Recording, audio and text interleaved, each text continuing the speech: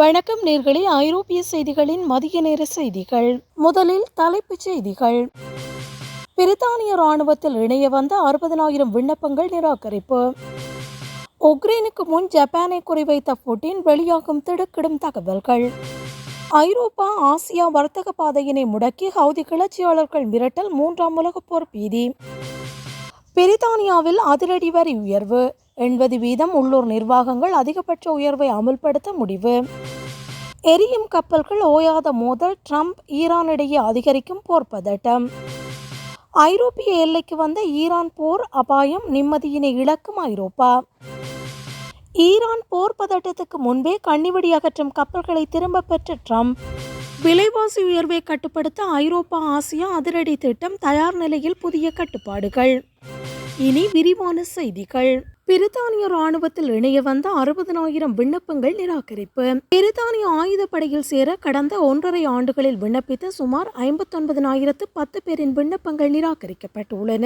இந்த ஒட்டுமொத்த நிராகரிப்புக்கு மருத்துவ தகுதியின்மையே என்பதே முதன்மையான காரணமாக உள்ளது. இதில் ராணுவத்துக்கு 45,680 பேரும், விமானப்படைக்கு 12,310 பேரும், கடற்படைக்கு 1,020 பேரும் நிராகரிக்கப்பட்டுள்ளனர். இந்த நிராகரிக்கப்பட்டவர்களின் எண்ணிக்கை பிரிட்டிஷ் ராணுவத்தின் தற்போதைய அளவை விட 2 மடங்கு அதிகம் என்பது குறிப்பிடத்தக்கது. முதுகுவலி, முழங்கால் காயங்கள், செவித்திறன் குறைபாடு மற்றும் நீரிழிவு போன்ற காரணங்களால் இவர்கள் தகுதி நீக்கம் செய்யப்பட்டுள்ளனர். ஆட்கள் பற்றாக்குறை நிலவும் சூழலில் இவ்வளவு அதிகமானோர் உடல்நல குறைபாட்டால் நிராகரிக்கப்பட்டது அந்நாட்டு அரசியலில் விவாதத்தை ஏற்படுத்தியுள்ளது. உக்ரைனுக்கு முன் ஜப்பானை குறிவைத்த புட்டின், வெளியாகும் திடுக்கிடும் தகவல்கள்.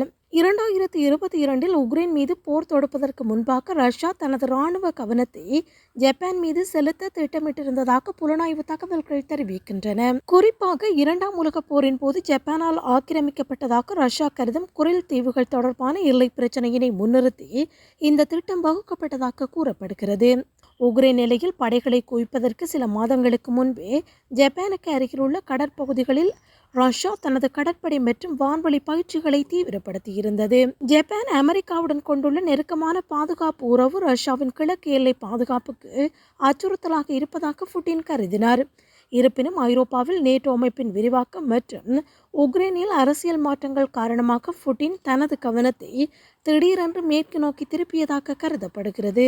ஒருவேளை உக்ரைன் போர் நிகழாமல் இருந்திருந்தால் ஆசிய பகுதியில் ஜப்பானை நோக்கிய ஒரு பெரிய இராணுவ நகர்வை ரஷ்யா மேற்கொண்டிருக்க கூடும் என்று அரசியல் ஆய்வாளர்கள் தெரிவிக்கின்றனர். ஐரோப்பா ஆசியா வர்த்தக பாதையினை முடக்க ஹவுதி கிளர்ச்சியாளர்கள் மிரட்டல், 3ஆம் உலகப் போர் பீதி. செங்கடல் பகுதியில் நிலவும் பதட்டத்துக்கு மத்தியில் ஐரோப்பா மற்றும் ஆசியாவுக்கு இடையிலான முக்கிய கடல்வழி வர்த்தக பாதையினை முடக்கப் போவதாக ஹவுதி கிளர்ச்சியாளர்கள் எச்சரித்துள்ளனர். இஸ்ரேல் ஹமாஸ் போருக்கு எதிர்ப்பு தெரிவிக்கும் வகையில் சர்வதேச சரக்கு கப்பல்கள் மீது ஹவுதிகள் நடத்தி வரும் தாக்குதல்கள் உலக பொருளாதாரத்தை பெரிதும் பாதித்துள்ளன. இந்த கடல் வழிப்பாதை முடக்கப்பட்டால் உலகளாவிய விநியோக சங்கிலி கடுமையாக பாதிக்கப்பட்டு எரிபொருள் மற்றும் அத்தியாவசிய பொருட்களின் விலை உயரும் அபாயம் ஏற்பட்டுள்ளது. ஹவுதிகளின் இந்த தொடர் தாக்குதல்களை முறியடிக்க அமெரிக்கா மற்றும் பிரிட்டன் படைகள் வான்வழி தாக்குதல்களை நடத்தி பதிலடி கொடுத்து வருகின்றன. வளைகுடா பகுதியில் அதிகரித்து வரும் இந்த மோதல் போக்கு ஒரு பிராந்திய போராக மாறி 3ஆம் உலகப் போருக்கு வழி வகுக்குமோ என்ற அச்சத்தை உலக நாடுகளிடையே ஏற்படுத்தியுள்ளது. சர்வதேச கடல்சார் பாதுகாப்பை உறுதி செய்ய பல நாடுகள் ஒன்றிணைந்துள்ள நிலையில் ஹவுதிகளின் இந்த மிரட்டல் உலக அரசியலில் பெரும் பரபரப்பை கிளப்பியுள்ளது. பிரித்தானியாவில் அதிரடி வரி உயர்வு, 80% உள்ளூர் நிர்வாகங்கள் அதிகபட்ச உயர்வை அமல்படுத்த முடிவு. இங்கிலாந்தில் உள்ள 5 4 உள்ளூர் கவுன்சில்கள் வரும் ஏப்ரல் மாதம் முதல் வீட்டு வரியினை அதன் அதிகபட்ச எல்லையான 5% வரை உயர்த்த திட்டமிட்டுள்ளன. வாழ்க்கை செலவு அதிகரித்துள்ள நிலையில் இந்த வரி உயர்வு சாதாரண பொதுமக்களின் மாதாந்த பட்ஜெட்டில் பெரும் சுமையினை ஏற்படுத்தும் என்று அஞ்சப்படுகிறது. சமூக பாதுகாப்பு மற்றும் உள்ளூர் சேவைகளுக்கான நிதி பற்றாக்குறையினை ஈடுகட்டவே இந்த வரி உயர்வு தவிர்க்க முடியாதது என்று கவுன்சில்கள் தரப்பில் கூறப்படுகிறது. சராசரி பேண்ட் டி வீடுகளுக்கு இந்த உயர்வினால் ஆண்டுக்கு சுமார் 100 பவுண்ட் வரை கூடுதல் வரி செலுத்த வேண்டிய நிலை ஏற்படும். சில கவுன்சில்கள் நிதி நெருக்கடி காரணமாக திவாலாகும் நிலையில் இருப்பதால் அரசு அனுமதித்த 5%க்கு மேலாக வரியினை உயர்த்தவும் கோரிக்கை விடுத்துள்ளன. ஏற்கனவே எரிசக்தி மற்றும் உணவுப் பொருட்களின் விலையேற்றத்தால் தவிக்கும் மக்களுக்கு இந்த வரி உயர்வு இடிக்கு மேல் இடி விழுந்தது போல அமைந்துள்ளதாக சமூக ஆர்வலர்கள் கவலை தெரிவித்துள்ளனர். எரியும் கப்பல்கள் ஓயாத மோதல், ட்ரம்ப் ஈரானிடையே அதிகரிக்கும் போர் பதட்டம். ஈராக் கடல் பகுதியில் சரக்கு கப்பல்கள் தீப்பற்றி எரிந்து வரும் நிலையில் அமெரிக்க அதிபர் ட்ரம்ப் மற்றும் ஈரான் இடையே போர் மேகங்கள் சூழ்ந்துள்ளன. இந்த பதட்டமான சூழலில் இப்போதைக்கு அமைதி ஏற்படுவதற்கான எந்த அறிகுறியும் இல்லை என்று இரு நாடுகளும் சிக்னல் கொடுத்துள்ளன. ஈரானின் ஆதரவு பெற்ற குழுக்களின் தாக்குதல்களுக்கு பதிலடியாக அமெரிக்கா தனது இராணுவ நடவடிக்கைகளை தீவிரப்படுத்த வாய்ப்புள்ளதாக தெரிகிறது. சர்வதேச எரிசக்தி விநியோகத்தில் முக்கிய பங்கு வகிக்கும் இந்த பகுதியில் கப்பல்கள் தாக்கப்படுவது உலக பொருளாதாரத்தில் பாதிப்பை ஏற்படுத்தியுள்ளது. ஈரான் தனது அணுசக்தி திட்டம் மற்றும் பிராந்திய ஆதிக்கம் தொடர்பாக விட்டுக் கொடுக்காத நிலையில் ட்ரம்ப் நிர்வாகம் கடுமையான அழுத்தங்களை செலுத்தி வருகிறது. வளைகுடா பகுதியில் தொடரும் இந்த மோதல் போக்கு ஒரு முழுமையான போராக வெடிக்குமோ என்ற அச்சத்தில் உலக நாடுகள் உறைந்துள்ளன.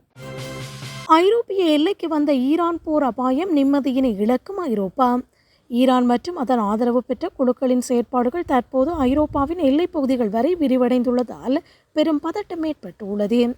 மத்திய கிழக்கு நாடுகளுக்கு அப்பால் ஐரோப்பிய பாதுகாப்பு கட்டமைப்புக்கும் ஈரான் நேரடி சவாலாக உருவெடுத்துள்ளதாகவும் அரசியல் ஆய்வாளர்கள் எச்சரிக்கின்றனர்.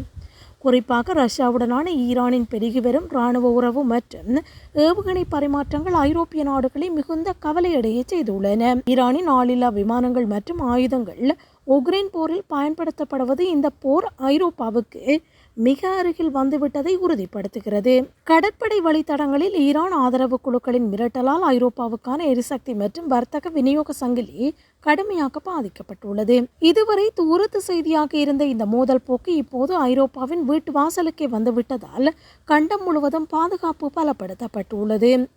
ஈரான் போர் பதட்டத்துக்கு முன்பே கண்ணிவெடி அகற்றும் கப்பல்களை திரும்ப பெற்ற ட்ரம்ப் மத்திய கிழக்கு கடல் பகுதியில் போர் முகங்கள் சூழ்ந்துள்ள நிலையில் அங்கிருந்த கண்ணிவெடி அகற்றும் கப்பல்களை ட்ரம்ப் நிர்வாகம் முன்னரே திரும்ப பெற்றுள்ளது. ஈரானுடனான மோதல் உச்சக்கட்டத்தை எட்டியுள்ள சூழலில் அமெரிக்காவின் இந்த அதிரடி இராணுவ நகர்வு தற்போது பெரும் விவாதத்தை ஏற்படுத்தியுள்ளது. கடல்வழி பாதையில் வைக்கப்படும் கண்ணிவெடிகளை அகற்றும் திறன் கொண்ட இந்த கப்பல்கள் இல்லாதது வர்த்தக கப்பல்களின் பாதுகாப்புக்கு பெரும் அச்சுறுத்தலாக மாறியுள்ளது. ஈரான் ஆதரவு குழுக்கள் கடல் பகுதிகளில் கண்ணிவெடிகளை பயன்படுத்த வாய்ப்புள்ளதாக கூறப்படும் நிலையில் அமெரிக்காவின் இந்த முடிவு வியப்பை ஏற்படுத்தியுள்ளது.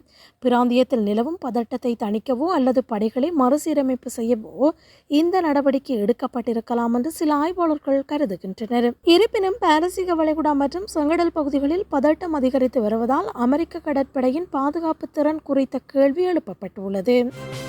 விலைவாசி உயர்வை கட்டுப்படுத்த ஐரோப்பா ஆசியா அதிரடி திட்டம் தயார் நிலையில் புதிய கட்டுப்பாடுகள்.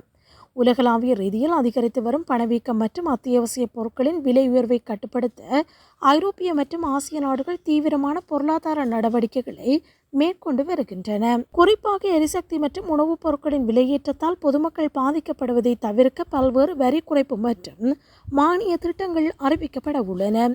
விநியோக சங்கிலியில் ஏற்படும் தடைகளை நீக்கவும் இறக்குமதி செலவுகளை குறைக்கவும் ஆசிய நாடுகள் தங்களுக்குள் புதிய வர்த்தக ஒப்பந்தங்களை உருவாக்கி வருகின்றன. ஐரோப்பிய மத்திய வங்கி மற்றும் ஆசிய நாடுகளின் வங்கிகள் வட்டி விகிதங்களை சீரமைப்பதன் மூலம் சந்தையில் பணப்புழக்கத்தை கட்டுப்படுத்த திட்டமிட்டுள்ளன. உள்நாட்டு உற்பத்தியினை பெருக்குவதற்கும் வெளிநாட்டு இறக்குமதியினை சார்ந்திருப்பதை குறைப்பதற்கும் அந்த நாட்டு அரசாங்கங்கள் கூடுதல் நிதி ஒதுக்கீடு செய்து வருகின்றன. இத்துடன் மதிய நேர செய்திகள் நிறைவுக்கு வருகிறது. மீண்டும் இரவு நேர செய்திகளோடு இணைந்து கொள்ளுங்கள். வணக்கம்.